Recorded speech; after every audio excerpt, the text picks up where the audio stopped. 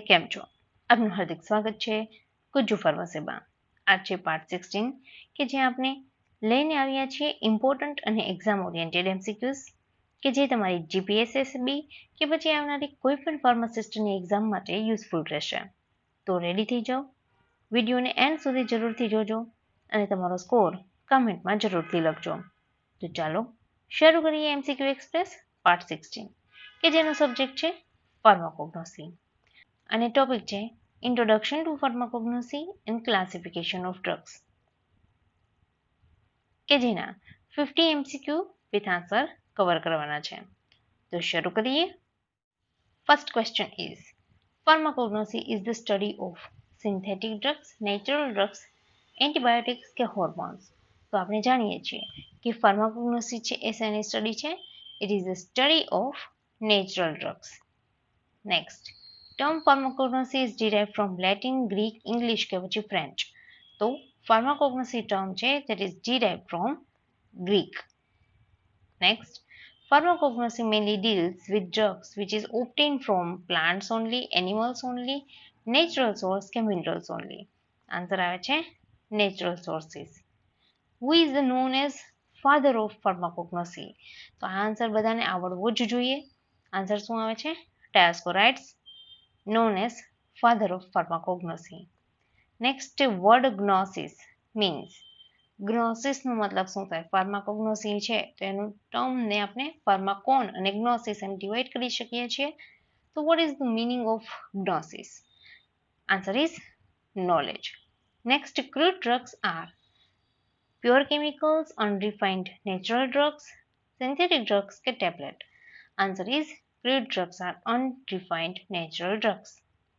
Next, pharmacognosy includes study of morphology, microscopy, chemical constituent કે all. તો answer આવે છે all of the above. Next, the organized drugs are alkaloid, glycoside, leaves and roots or resins. તો organized અને unorganized classification of drug છે. Organized માં શું આવશે?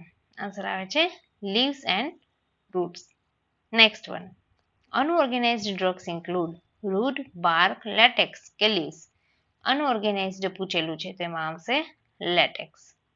Next one, example of animal drug aloe, honey, turmeric કે senna. તો શું answer આવે છે? Honey. Next, digitalis obtain from. Digitalis is obtain from sources of drug પરથી ક્વેશ્ચન છે. શું આન્સર આવશે? Leaf. Next, clove is obtain from stem, leaf, flower, bud કે રૂટ. તો આન્સર આવે છે ક્લવ છે એનું શું હોય? ફ્લાવર પડમાંથી મળે છે. Next is ginger is root, rhizome, stem કે પછી બાર્ક. તો જિંજર શું છે? It is rhizome. Next, turmeric belongs to which family? તો ટર્મેરિક છે એનું બાયોલોજીકલ સોર્સ શું થાય છે તમારે કમેન્ટમાં લખવાનો છે અને એની ફેમિલી આવે છે જિંજીબરેસી. નેક્સ્ટ, સેના ઇઝ યુઝ એઝ. સેનાનો યુઝ શું હોય? તો આન્સર આવે છે laxative. Next, classification based on morphology is known as. Classification of drug A topic છે તો based on morphology જે ક્લાસિફિકેશન થાય એને કહેવાય મોર્ફોલોજીકલ ક્લાસિફિકેશન.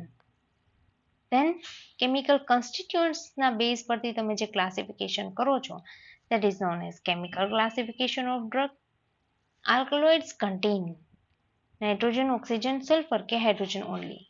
તો આલ્કલોઇડ્સમાં શું પ્રેઝન્ટ હોય? નાઇટ્રોજન.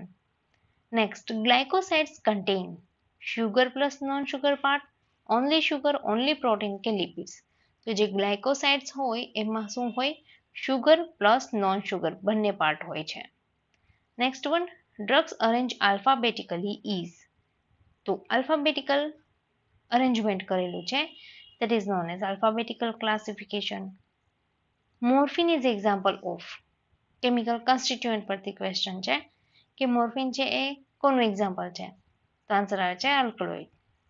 ટેનિન્સ are used as. ટેનિન્સનો યુઝ થાય છે as a astringent. Next one, volatile oils are also known as. volatile oils are also known as essential oils.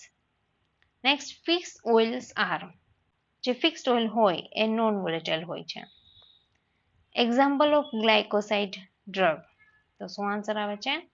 ડિજિટાલિસ. Organoleptic evaluation includes evaluation of drugs. એના પરથી question છે કે ઓર્ગેનોલેપ્ટિક evaluation હોય તેમાં શું આવશે?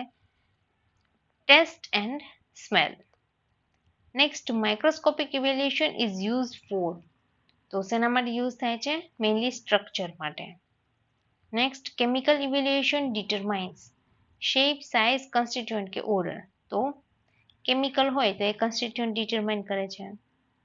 Ash value indicates purity, adulteration, both કે none, તો આન્સર આવે છે બોથ.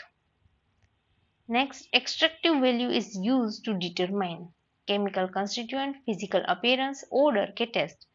આન્સર આવે છે extractive value is use to determine chemical constituent. Now, what is adulteration? Adulteration means mixing of inferior substances. Example of adulteration. તો શું આવે example? Adulteration માટે artificial color added, that is adulteration. Causes of adulteration. તો શું આવે? Answer આવે છે all. Profit, scarcity, ignorance. એ બધા છે causes of adulteration. Next, pharmacognosy is related to, તો શું આન્સર આવશે? all. Pharmacy, botany, chemistry, all. Next, plant drugs are mostly obtained from wild source and cultivation, both. WHO stands for, તો આ તો બધાને આવડે, World Health Organization. Okay. Next one, crude drugs are also known as natural drugs. Taxonomical classification is based on, તો શું answer આવે? Plant classification. Next, pharmacological classification is based on, તો શું હોય? Pharmacological action, therapeutic effect પરથી classify થયેલું હોય. Example of alkaloid drug, સેના, એટ્રોપિન, સ્ટાર્ચ કે પછી ગમ, તો આન્સર આવે છે atropine is alkaloidal drug. Aloe શું છે? લીફ, અનઓર્ગેનાઇઝડ, રૂટ કે બાર્ક ડ્રગ, તો aloe is unorganized drugs. Next one, honey શેમાં આવશે?